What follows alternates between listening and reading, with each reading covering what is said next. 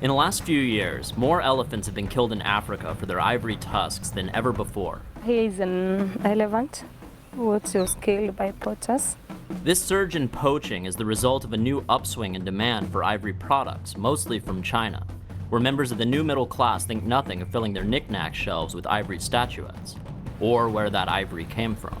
Now, I'm told that a lot of people in China think the tusks just drop out. And, if you buy a piece of ivory, you've killed an elephant. The lure of this new Chinese money has brought the illegal ivory trade back to East Africa's wildlife habitats full bore, and turned otherwise regular stand-up Kenyans into elephant murderers.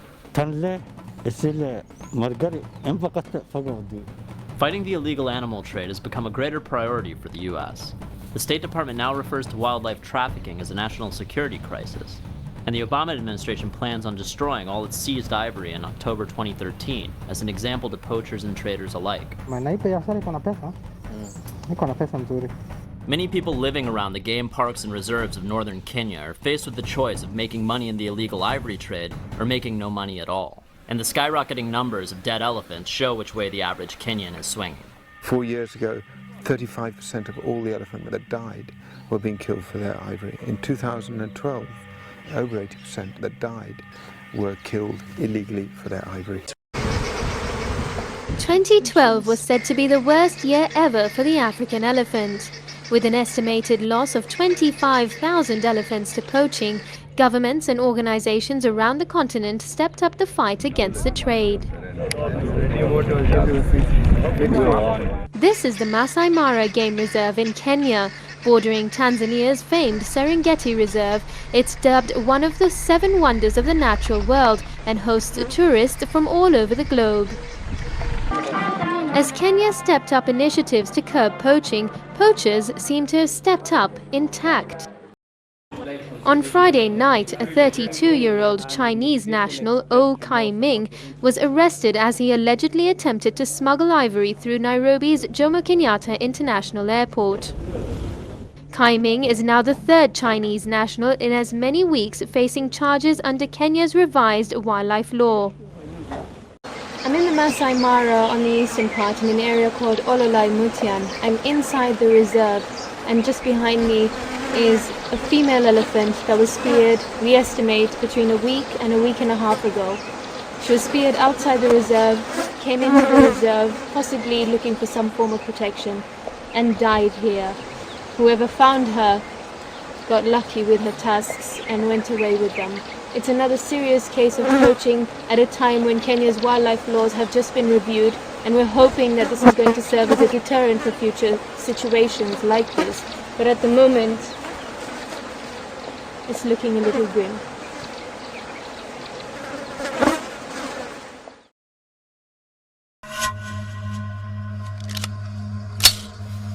If you do something wrong to my animals, I'll catch you. Strike! More aggression this time. It's one of the largest elephant populations left on the continent. What do the men think of the men that you know? They just think that we cannot do it. We are totally wrong.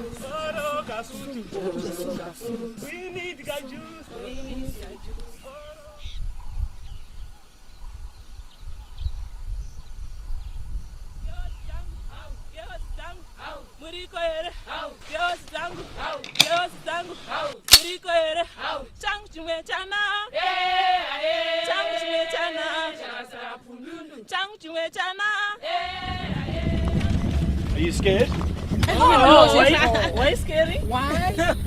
How many arrests have we done now? We've done many arrests. More than 50.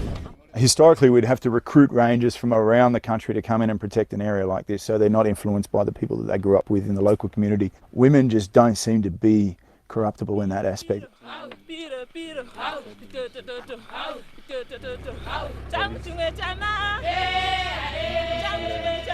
It's very difficult to catch a poacher who lives in the same village with you or next village, but you are my neighbor, my relative. If you do something wrong to my animals, I'll catch you. I did a selection course for 189 men about 6 or 7 years ago. At the end of day 1, we had 3 left. At the end of day 3 with these women, only 3 had pulled off.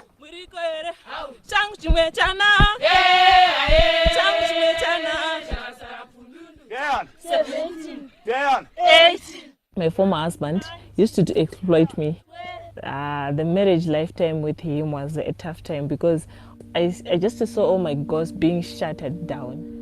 I just want to prove it that no job is meant for me, and I hope I've already proven it. I didn't manage to get enough money to send my daughter to school, even to buy clothes or even food. It was so difficult for me to survive. I now do things on my own. It gives me courage that I'm someone. I'm different from others.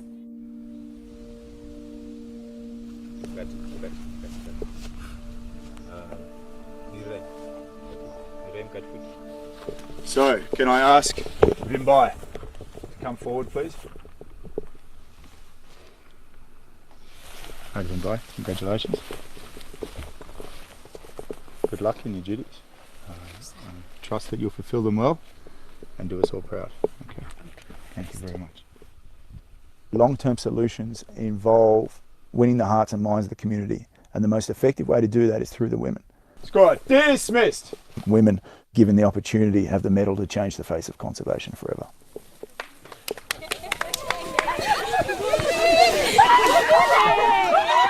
I don't know why they choose me. They know.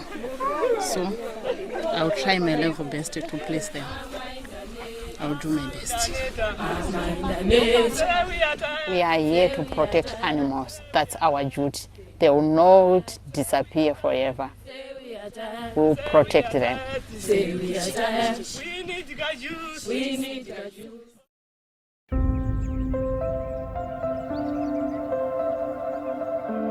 I would like to take this opportunity to thank each and every one of you for the effort and commitment you've exhibited.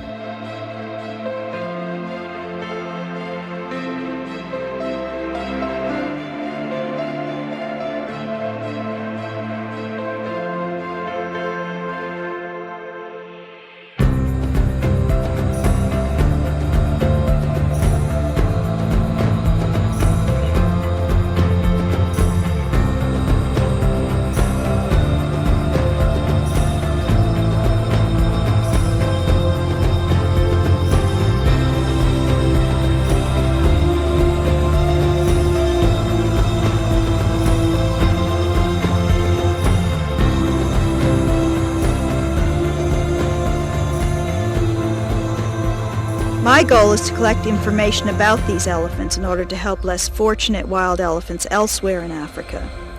While a great deal of information has been gathered, there is much more to learn.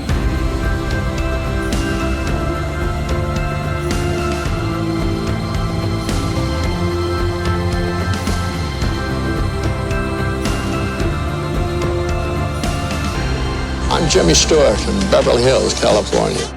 I would wish that the people of the world would realize that when they're buying ivory, they're killing elephants. The Charlotte Fellowship is one way of trying to get people aware that they can take leadership in the management of wildlife on their lands. Joining us now from Nairobi, Kenya, is another CNN hero, Eugene Rutagarama. It's his work to save Africa's mountain gorillas that has earned him the distinction of hero.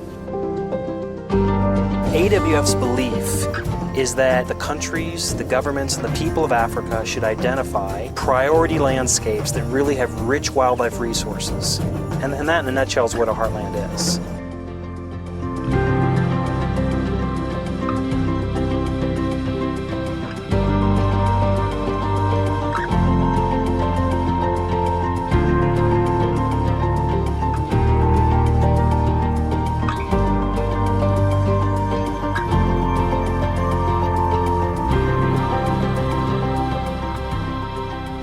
Please tell your friends and relatives. Never buy products made from rhino horn.